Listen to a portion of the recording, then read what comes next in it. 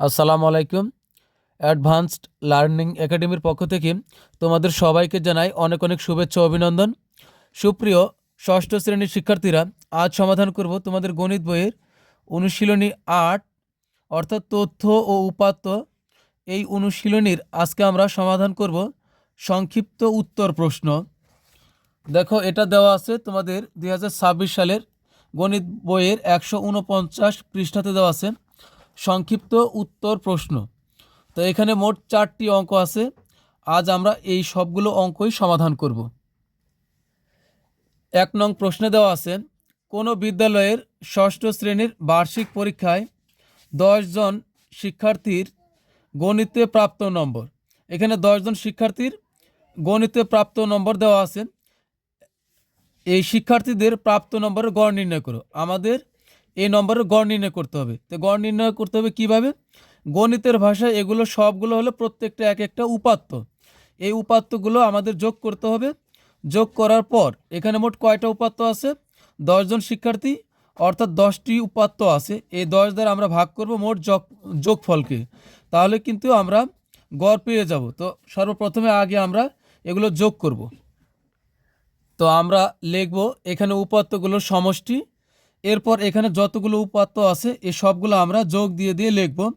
তারপর যোগ করলে আমাদের হবে 721। তো এরপর আমরা নিচে লিখব যে এখানে উপাত্তের সংখ্যা এবং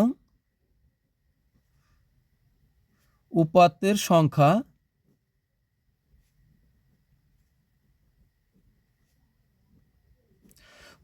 সংখ্যা হলো মোট 10টি। তো এখন আমরা গড় বের করব। তো এখন আমরা লিখব কি গড়। তো আমরা লিখব যে এইভাবে লিখব। এখান থেকে লিখব যে শিক্ষার্থীদের প্রাপ্ত নম্বরের গড়। সুতরাং শিক্ষার্থীদের প্রাপ্ত নম্বরের গড় দিয়ে সমান দিব। একদম কোশ্চেন থেকে তোমরা দেখে দেখে লিখে দিবে যে সুতরাং শিক্ষার্থীদের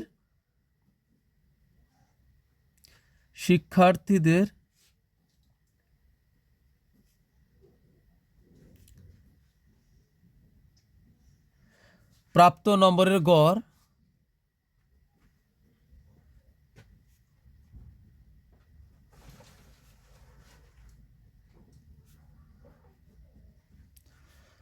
হবে, এখানে হবে 721 আর নিচে হবে 10। তো আমরা ভাগ করব 721 ভাগ দিব হলো 10 দ্বারা। তো 10 দ্বারা ভাগ দিলে কত হবে? এখানে আমরা 72-এর ভিতরে দেব, হবে 7 10 70। এখানে নামবে হলো কত? 2 আর 1 21। এখন 10 দুগুণ হলো 20। এখানে আবার 1 নামবে। এখন 1-এর ভিতর তো যাচ্ছে না, তাহলে আমরা এখানে দশমিক নিব আর বিনিময়ে আমরা এখানে একটা শূন্য নিতে পারবো। দশমিক নিলে আমরা শূন্য নিতে পারি। এখন 10 দ্বারা 10-এর ভিতরে কতবার যাবে? একবার। তাহলে এটাই হবে আমাদের উত্তর। তো আমরা লিখব হলো সমান 72.1। তো এটাই কিন্তু আমাদের উত্তর। তো এখন দেখো, যদি 1 নং প্রশ্নে তোমাদের উপাত্ত লিখতে অসুবিধা মনে হয়, কারণ এই শব্দটার সাথে তোমরা নতুন পরিচিত হচ্ছ, তো তোমরা যদি লেখো যে নম্বরগুলোর যোগফল, এরপর 721 পাইলা, তারপরে নিচে লিখবা যে এবং শিক্ষার্থীর সংখ্যা হলো 10। সুতরাং শিক্ষার্থীদের প্রাপ্ত নম্বরের গড় হবে এই মোট নম্বরগুলোর যোগফল ভাগ হবে শিক্ষার্থীদের সংখ্যা, তাহলে কিন্তু হবে, সমস্যা নেই। তো এখন আমরা সমাধান করব হলো 2 নং প্রশ্নের। এবার আমরা সমাধান করব হলো 2 নং প্রশ্নের। 2 নং প্রশ্নে দেখো দেওয়া আছে নিম্নলিখিত উপাত্ত সমূহের মধ্যক নির্ণয় করো। তো এখানে উপাত্ত দেওয়া আছে, এই উপাত্তগুলোর মধ্যক নির্ণয় করতে হবে। মধ্যক মানে কি? মধ্যক মানে হলো মধ্যবর্তী বা মাঝখানে, অর্থাৎ এই যে উপাত্তগুলোর মাঝখানে কত হবে এটা আমাদের বের করতে হবে। তো এর জন্য কোনো কিছুর মধ্যবর্তী কোনো কিছু বের করতে হলে অবশ্যই তাকে কি করতে হয়? সুশৃঙ্খলভাবে তাকে সাজাতে হয়। এখানে কিন্তু উপাত্তগুলো এলোমেলো আছে। তো প্রথমে আগে আমরা এগুলোকে সাজাবো। তো আমরা লিখব যে উপাত্তগুলোকে মানের ঊর্ধ্বক্রম অনুসারে সাজিয়ে পাই। তো আমরা লিখব যে প্রদত্ত উপাত্তগুলোকে মানের ঊর্ধ্বক্রম অনুসারে সাজিয়ে পাই। এখন এটাকে আমরা ছোট থেকে বড় সাজাবো। তো এখানে সবচেয়ে ছোট হলো 6, তা আমরা 6কে সাজাবো 6। এরপরে আছে কত? 6-এর পরে আছে কত? 7। এখানে 7 আছে, তা আমরা 7 নিলাম 7। এরপরে হলো 7-এর পরে আমরা নিতে পারি 8। এখানে আছে একটা, এখানেও কিন্তু একটা 8 আছে, তো আমরা দুইটা 8ই নেব। 6 7 8 8। এরপরে আছে কত? 8-এর পরে আছে এখানে 9 আছে, তো আমরা 9 নিলাম 9। 10 আছে 10। 11 আছে 11 নিলাম। এরপরে কি আছে? 12 13 14 সবগুলো আছে। 11 12 13 এবং 14। 1 2 3 4 5 6 7 8 9 10। 1 2 3 4 5 6 7 8 9 10। তা এখন আমরা কিন্তু ছোট থেকে বড় সাজাইলাম। তো এখন মধ্যক বের করবে। যদি উপাত্তর সংখ্যা জোড় হয় তাহলে কিন্তু একরকম হবে, আর যদি বেজোড় হয় তাহলে কিন্তু আরেক রকমের হবে। এখানে হচ্ছে 10টা, তার মানে হলো জোড়। জোড় হলে তোমরা সবসময় এই পদ্ধতি অবলম্বন করবে। এখন তো তোমরা নিচের ক্লাসে আছো, তো আরও উপরের ক্লাসে গেলেও তোমরা এই নিয়মই বজায় রাখবে। এখানে আছে 10, তো কি করবা? উপাত্ত হইলো মোট 10টা, তো 10 আছে, এর থেকে তুমি 2 বিয়োগ করবা, তাহলে কত হইলো? 8। এবার 8কে তুমি যদি 2 দ্বারা ভাগ করো তাহলে কত হবে? 8কে যদি এখানে 10 পেলাম, 10-এর থেকে 2 বিয়োগ করলে হলো 8। এখন হ্যাঁ, 8কে আমরা 2 দ্বারা ভাগ করব। 2 দ্বারা ভাগ করলে কত হবে? 4। তো এই 4 যে আমি পাইলাম, এই 4ই তুমি প্রথম দিক থেকে 1 2 3 4 এই 4টা সংখ্যা পার হবে, 4টা উপাত্ত পার হবে। আবার শেষের থেকে 4টা উপাত্ত এদিকে আসবে, 1 2 3 4। তাহলে এখন এই মাঝখানে থাকতেছে হলো 9 আর 10। তো আমি আবার বলতেছি, যদি তোমার উপাত্ত সংখ্যা এভাবে গুণে দেখতে যে 20টা আছে অর্থাৎ জোর, তাহলে তুমি কি করবা? এই 20-এর থেকে তুমি 2 বিয়োগ করবে, তাহলে কত হবে? 18। এবার 18কে তুমি যদি 2 দ্বারা ভাগ করো তাহলে হবে কত? 9। তাহলে এই প্রথম দিক থেকে তুমি 9টা সংখ্যা পার হবে, আবার এদিক থেকে তুমি 9টা কি উপাত্ত পার হবে। এরপরে তুমি দেখবে যে মাঝখানে 2টা উপাত্ত থাকে, তাহলে ওই 2টা যোগ করে 2 দিয়ে ভাগ করবা, তাহলেই হয়ে যাবে। তো এখন আমরা 10টা উপাত্ত আছে, 10 থেকে 2 বিয়োগ করছি, তাহলে হচ্ছে 8। 8কে 2 দ্বারা ভাগ করলে হলো 4। তা আমরা প্রথম থেকে 1 2 3 4 4টা উপাত্ত পার হইলাম। এরপর এদিক থেকে 1 2 3 4টা উপাত্ত পার হইলাম, তা মাঝখানে রইল কত? এই 9 আর 10। তো এখন আমরা এই 2টা যোগ করে 2 দিয়ে ভাগ করলেই হবে। তো এখন লিখবো সুতরাং মধ্যক, লিখবো যে সুতরাং মধ্যক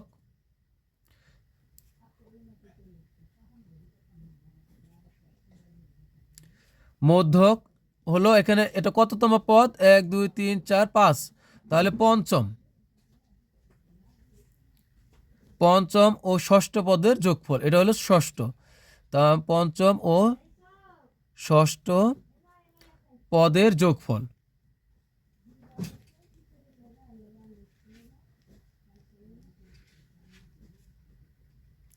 যোগফল ভাগ 2। তো তোমরা যদি এটা নাও লেখো, অন্তত এটা যদি যোগ করে দাও তাও কিন্তু হবে। তো এখানে হলো পঞ্চম পদ হলো 9 যোগ ষষ্ঠ পদ হলো 10, যোগ করলে হবে আমাদের 19। আমি এখানে করলাম পাশাপাশি। 19 থেকে 2 বিয়োগ 2 ভাগ দিলে কত হবে? হবে 9 2 18 হলো 9.5, অর্থাৎ 9 হাফ। তার মানে এটাই কিন্তু আমাদের কি মধ্যক। এখানে দেখো, এই দেখো খেয়াল করো, 9 আর 10 এদের মাঝখানে কত হবে? অবশ্যই 9.5 হবে। এটাই মধ্যক।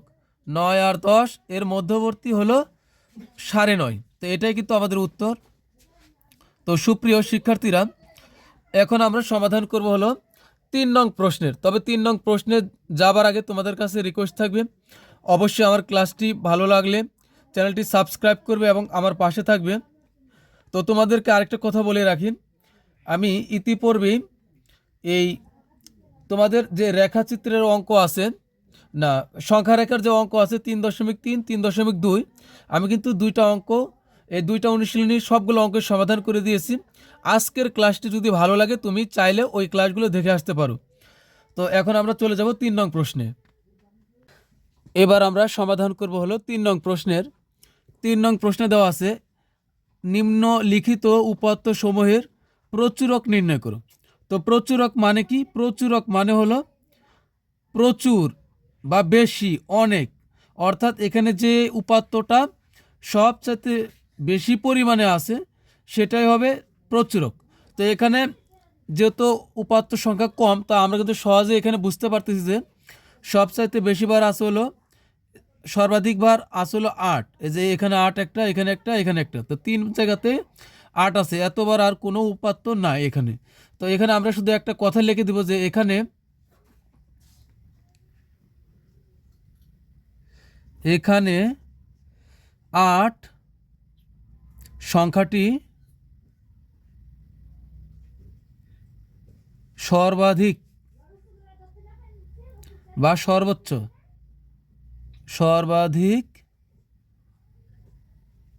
সর্বাধিক 3 বার রয়েছে, 3 বার রয়েছে।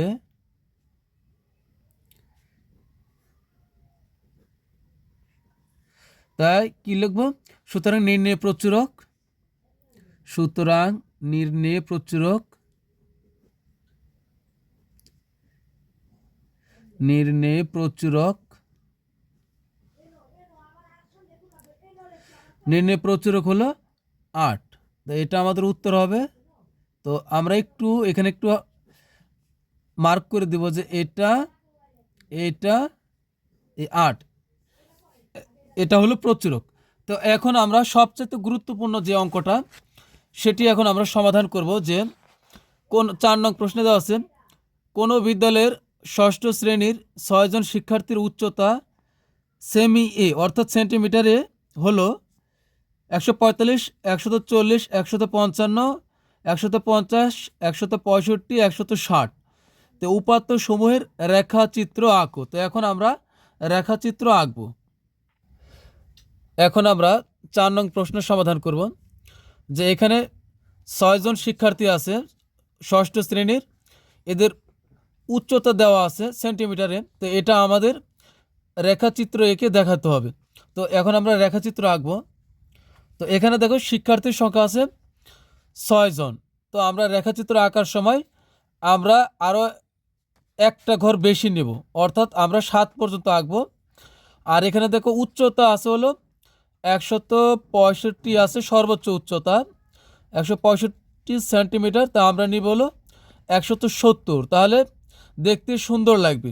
তো তোমরা চাইলে 165 নিতে পারো, সমস্যা নাই, আবার 70 নিতে পারো, 80 নিতে পারো, সমস্যা নাই। তো এখন আমরা আঁকি। তো দেখো আমি দুইটা অক্ষ আঁকবো, একটা হলো এক্স অক্ষ আর একটা হলো ওয়াই অক্ষ। তো এটা আমার মূল বিন্দু হবে ও। তো আমি নিব কয়টা? 6 জন শিক্ষার্থী, আমি ঘর নেব 7টা। তো 1, 2, 3, 4, 5, 6, 7, এই 7 পর্যন্ত আমি নিলাম। একটা আমি বেশি নিলাম, তাহলে ভালো লাগবে। তোমরা চাইলে দুইটাও বেশি নিতে পারো, আবার সমানও নিতে পারো, সমস্যা নাই। তো এরপরে তো আমি এই অক্ষটার নাম, আমরা এই অক্ষের নাম দিব হলো এক্স, এক্স অক্ষ। আর অবশ্যই মাথার দিকে আমরা এইভাবে অ্যারো দিব, অর্থাৎ এটা চলমান অবস্থায় আছে। এখন আবার এদিকে অঙ্কন করব আমরা ওয়াই অক্ষ। এটা হলো আমরা প্রত্যেক ঘর সমান এক একক করে ধরবো, 140 ধরবো এ পর্যন্ত। তাহলে আমরা আঁকবো হলো 170 পর্যন্ত, উচ্চতা আছে 165, আমরা নেব 70। তো এখানে হলো 40, 45, 50, 55, 60, 65, 70। তো আমি এই পর্যন্ত নিলাম। তুমি আরও এক ঘর বেশি নিলে কিন্তু কোনো সমস্যা নেই। এটা হলো আমাদের ওয়াই অক্ষ। এখন এখন আমরা কোন অক্ষে কি লিখব? দেখো শিক্ষার্থীদের সংখ্যা সিরিয়ালে যদি লেখো 1, 2, 3, 4, 5, 6, এখানে কিন্তু কোনো পরিবর্তন নেই, ঠিক আছে। কোনো আপ ডাউন নাই। কিন্তু দেখো শিক্ষার্থীদের উচ্চতা, কারো উচ্চতা 145, কারো 40, কারো 65, আবার কারো 50। তার মানে কি এখানে আপ ডাউন, একবার বাড়তেছে কমতেছে। এগুলো যেগুলো কম বেশি হয়, মানে কখনো বাড়ে কখনো কমে, এলোপাথারি, সেগুলো সবসময় আমরা এই ওয়াই অক্ষের দিকে লিখব। আর যেগুলো অপরিবর্তনশীল সেগুলো আমরা লিখবো হলো এক্স অক্ষের দিকে।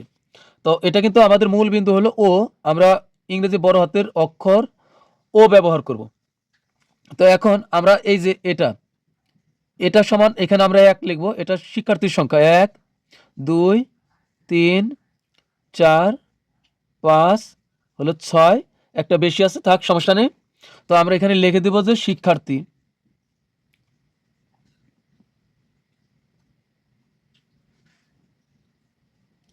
শিক্ষার্থী। এরপর আমরা এভাবে অ্যারো দিয়ে বোঝাই দেব যে এদিকে হলো শিক্ষার্থী, এতটুকু পর্যন্ত গোটাটাই। এরপরে আমরা এই পাশে দেখা দেব হলো এটা উচ্চতা,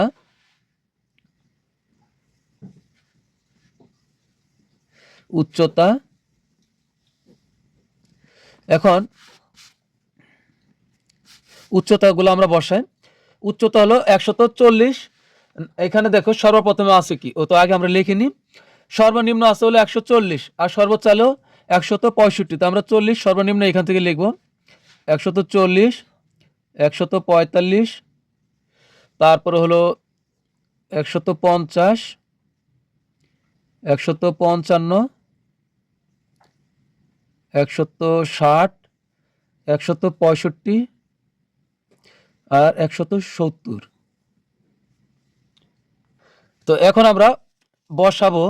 দেখো এখানে এই যে আমি শিক্ষার্থীদের সংখ্যাটা আমি লিখে নিলাম। যিনি প্রথম শিক্ষার্থী, তার অর্থাৎ সিরিয়ালে যে 1 নম্বর শিক্ষার্থী, তার উচ্চতা হলো 145 সেন্টিমিটার। তো এখন আসো, এই যে শিক্ষার্থী হলো 1 নম্বর, যাইবা হলো এদিক থেকে এইদিকে যাবা উপর দিকে 145 পর্যন্ত।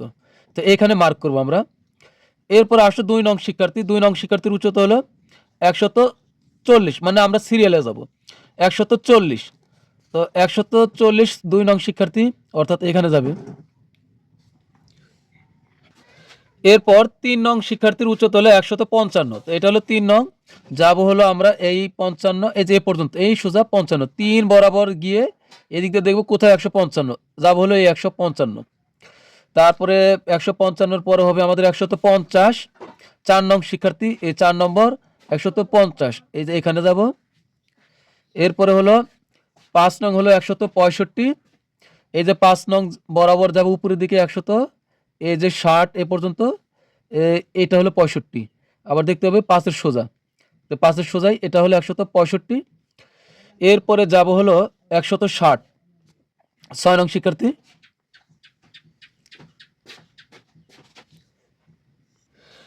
এখন আমরা এগুলো যোগ করব। যোগ করব কার সাথে, কোনটা যোগ করব? এই যে এখানে আমরা এই এক থেকে শুরু করে আমরা 2-এ যেতে পারবো। এখান থেকে কিন্তু আমরা ওইদিকে যেতে পারবো না, এলো পাথরে যোগ করা যাবে না। এই 1 থেকে যাব 2-এ, তো 1 আর গেলাম হলো 2। এবার যাব হলো 2 থেকে হলো 3-এ। তো এটা কিন্তু কাছে দেখা যাচ্ছে, কিন্তু এটাতে যাওয়া যাবে না, এটা 4 বরাবর পড়ছে, আমরা যাবো 3 বরাবর, 2 থেকে 3-এ।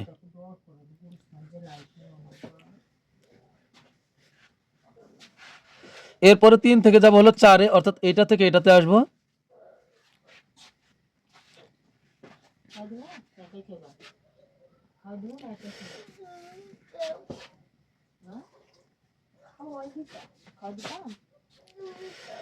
তো এরপরে আমরা যাব হলো 4 থেকে যাব হলো 5-এ। তো এখান থেকে 4-এর থেকে যাব 5-এ।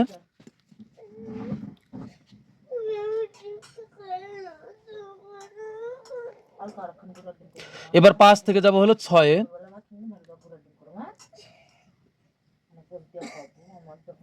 আমাদের কিন্তু চিত্র আঁকা হয়ে গেল, রেখাচিত্র আঁকা হয়ে গেল। তবে একটা কথা হলো, আমি কিন্তু রঙিন কলম দিয়ে এঁকেছি। তো তোমরা কিন্তু কলম তো ব্যবহার করতেই পারবে না, পেন্সিল দিয়ে আঁকতে হবে। কারণ আমি যদি কলম দিয়ে না আঁকি তোমরা বুঝতে পারবে না ভালোভাবে। তোমরা অবশ্যই পেন্সিল দিয়ে আঁকবে, আমি আবারও বলতেছি অবশ্যই পেন্সিল দিয়ে আঁকবে। আর এইখানে একটা জিনিস করবা, এই ও বিন্দু থেকে 140 পর্যন্ত এটা আছে, অর্থাৎ আমাদের কি 140 থেকে আরম্ভ করেছি, তার মানে এই 140 থেকে আরম্ভ করলেও আমাদের ও বিন্দু থেকে 140 এটা আছে, এটা বোঝানোর জন্য আমরা ভাঙ্গা চিহ্ন দিব। এইভাবে বোঝাবো যে এখানে এটা আছে 140 পর্যন্ত, এই ও বিন্দু থেকে 140 পর্যন্ত আছে, এটা বোঝাতে এইভাবে আমরা ভাঙ্গা চিহ্ন দিব। তাহলে কিন্তু আমাদের চিত্র আঁকা হয়ে গেল। তো এখন আমরা বিবরণ লিখব। বিবরণটা কিভাবে লিখব? বিবরণটা এভাবে লিখব যে ছক কাগজে দুইটি লম্ব রেখা আঁকা হলো। এই একটা লম্ব রেখা, এই একটা লম্ব রেখা আঁকা হলো। ভূমি বরাবর রেখাটিকে, এটা কিন্তু ভূমি বরাবর রেখা, যে রেখাটা শোয়া অবস্থায় আছে, ভূমি বরাবর রেখাটিকে এক্স অক্ষ এবং উলম্ব রেখা, উলম্ব মানে দাঁড়ানো বা খাড়া অবস্থায়, রেখাটিকে ওয়াই অক্ষ ধরি। তারা পরস্পর ও বিন্দুতে মিলিত হয়েছে।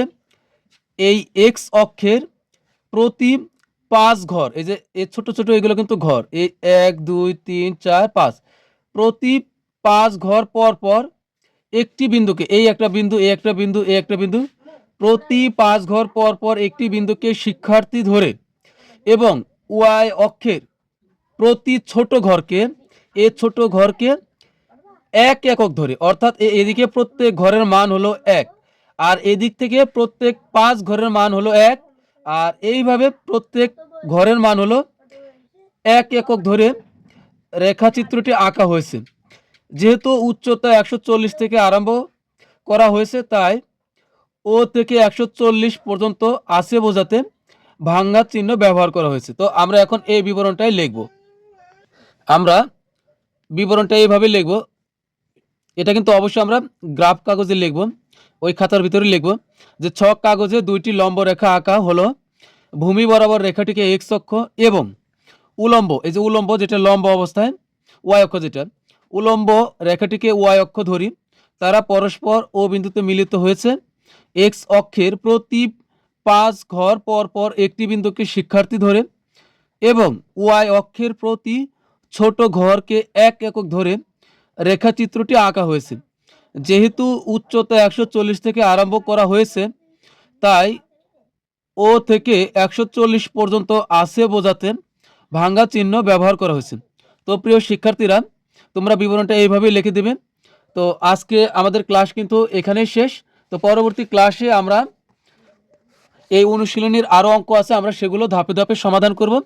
তো পরবর্তী ক্লাস দেখার আমন্ত্রণ জানিয়ে তোমাদের কাছ থেকে বিদায় নিচ্ছি। তোমরা ভালো থাকবে, অনেক ভালো। আল্লাহ হাফেজ।